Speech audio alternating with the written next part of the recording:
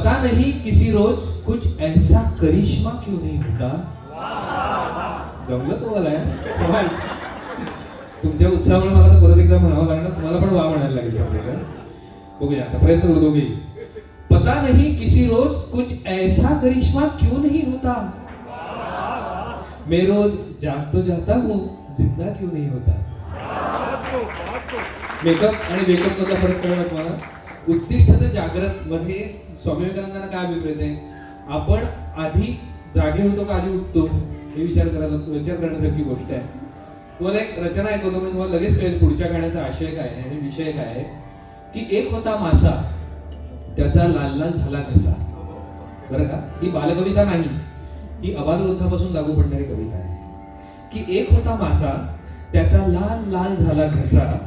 Doctor म्हणाले काही दिवस कोरड्या पाण्यात जाऊन बसा. डॉक्टर म्हणाले काही दिवस कोरड्या पाण्यात जाऊन बसा. कोरडे पाणी शोधत शोधत शोधत शोधत मासा हिंडला खूप. शोधता शोधता मरून गेला बदलून आला रूप. शोधता शोधता मरून गेला बदलून आला रूप. कोरडे पाणी आता डोळ्यात ठेवून फिरतो नेहमी. गतजन्मीचा मासा म्हणजे या जन्मीचा मी. गतजन्मीचा मासा. मला सांगा, इथे प्रत्येक जण तहानलेला आहे. जीवन एक प्यास है, किसी को किसी की तलाश है.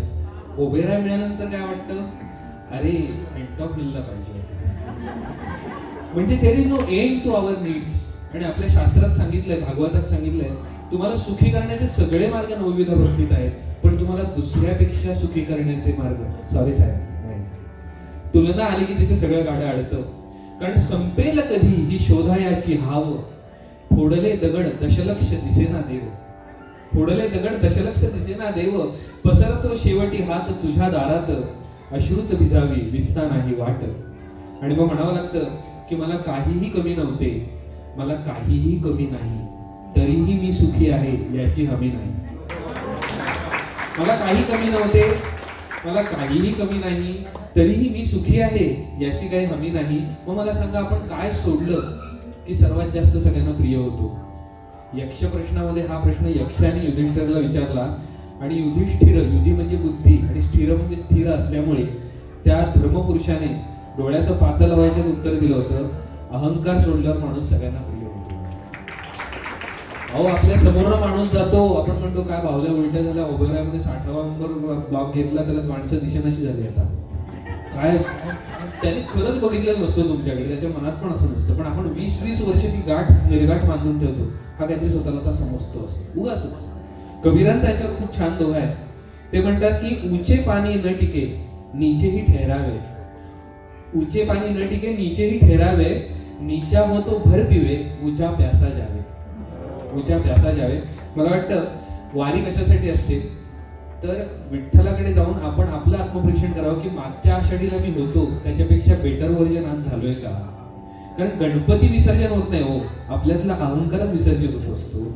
कारण तो काय विसर्जित होणार, ज्यात घालणार तो पण तोच, ज्यातनं बाहेर आला तो पण तोच.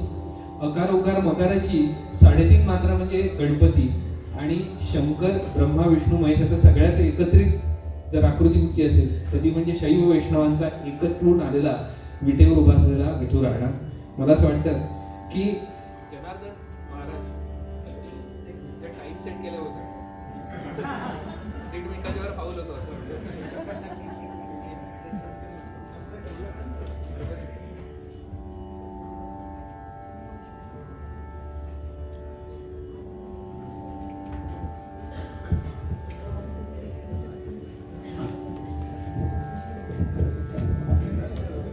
काही काही ठिकाणी 1.5 मिनिटाच्या वर बोललं की फाऊल होतं, म्हणून ते आपोआपच टेक्निक असतं. हरकत नाही. मी एकनाथ महाराजांबद्दल म्हणतोय, ते महाराष्ट्रात जन्माला आले, महाराष्ट्राचं भाग्य आहे. आणि ते असं म्हणाले की एका जनार्दनी करी वारी, धन्य दोची बा संसारी. मला वाटतं आपण हरिहरी करतो, म्हणजे सकाळची 3:13, संध्याकाळची 7:17 आणि मध्ये आयुष्याचंही 3:13 असं. परंतु हरिहरी करण्यापेक्षा हरिहरी करून डोंट वरी म्हणण्याचा एक सुंदर मंत्र आपल्याला वारीमधनं जनार्दन महाराजांनी म्हणजे एकनाथ महाराजांनी दिलेला आहे. तर मला असं वाटतं तोच एक मंत्र, जन्माला येण्याचं सार्थक काय, तर तुका म्हणे जन्म येण्याचं सार्थक विठ्ठलची एक पाहिला, विठ्ठलची एक देखिला. हीच गोष्ट एकनाथ महाराजांनी सांगितली. आपण ऐकूया.